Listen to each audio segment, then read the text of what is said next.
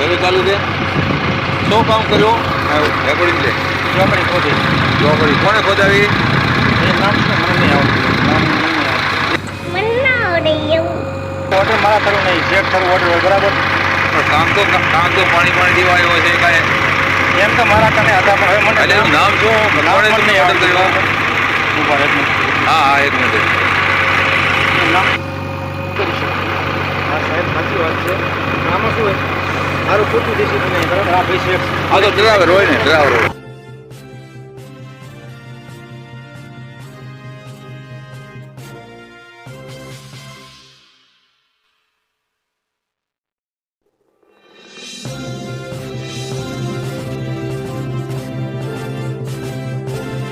મનરેગા યોજના કેન્દ્ર સરકારની યોજના છે જેનો ઉદ્દેશ છે કે રાજ્યના ગ્રામ્ય વિસ્તારોમાં રહેતા કુટુંબો કે જેના પુખ્ત વયના સભ્યો શારીરિક શ્રમ થઈ શકે તેવું બિનકુશળ કામ કરવા ઈચ્છુક હોય તેવા દરેક કુટુંબની જીવન નિર્વાહની તકો વધારવા માટે કુટુંબ દીઠ નાણાકીય વર્ષમાં ઓછામાં ઓછા 100 દિવસ રોજગારી આપવાનો યોજનાનો ઉદ્દેશ છે ગ્રામ્ય ગરીબોને લઘુત્તમ રોજગારી મળી રહે.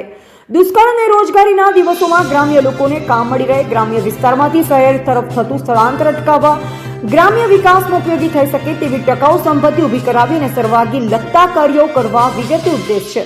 આવા સરકારશ્રીના ઉદ્દેશને કેટલાક ભ્રષ્ટ કર્મચારીઓ ધોઈને પી ગયા હોવાના પુરાવો સામે આવતા ખળભળાટ મચી જવા પામ્યો છે.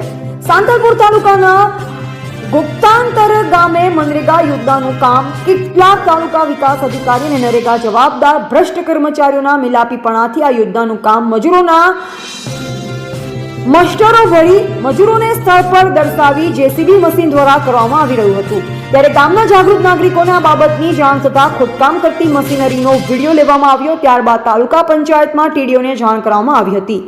ટીડીઓને જાણ કરાતા ટીડીઓ પણ સ્થળ પર આવ્યા અને તે બાદ જેસીબી મશીન સ્થળ પર હોવા છતાં જપ્ત કર્યા સિવાય માત્ર જેસીબી ચાલકનું નિવેદન લેવામાં આવ્યું. આમ ટીડીઓની કાર્યવાહી સામે પણ સવાલો ઉઠી રહ્યા છે. ત્યારે તટસ્થ તપાસ થાય તે સારું. ગામના જાગૃત નાગરિકે લેખિત ફરિયાદ આપી ત્યારે જોવું રહ્યું કે ટીડીઓ જવાબદારો સામે કાર્યવાહી કરે છે કે પછી પોતે પણ આ ભ્રષ્ટ બાબુ સાથે સંડોવાયેલા છે તે તપાસ દરમિયાન ખબર પડશે. હાલ તો ચૂંટણી માહોલ વચ્ચે ભ્રષ્ટાચાર સામે આવતા જવાબદાર તમામ સામે સવાલો ઉભા થયા છે.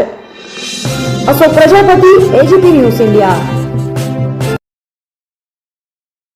બોલો ના એની વાત નહીં કાકા.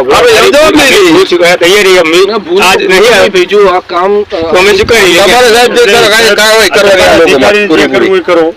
અત્યારે તમે આપણે બોલે તો તમે આપણે બોલે નહીં પડતા તો આપણે લઈ લીધો હે. તમે ડીલ ના હલાવતા એમ ક્યાં રે તમે આવી જાજો. તમે ડીલ ના હલાવો એમ કહે છે તમને. વિડીયો ચાલુ જ છે મારો. નહીં આપણે કહો પડવું આપણે ફોન પડતો નહીં. મેં વાત કરી ફોન પડતો નહીં બાકી મેરથી વાત મારી થઈ ગઈ પણ ફોન પડતો નહીં. 9904 અંબરામભાઈ ઓખંતર ગામડી તે અહીંયા નરેગાનું કામ ચાલુ હતું.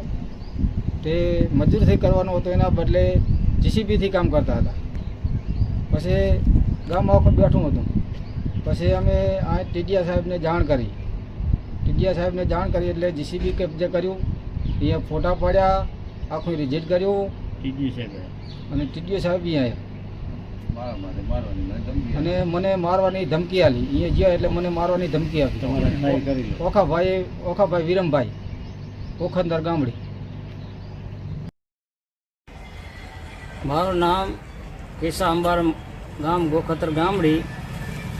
નરેગાનું કામ છે, મજૂર કરાયાના બદલે જીસીબીથી કામ કરાયું છે.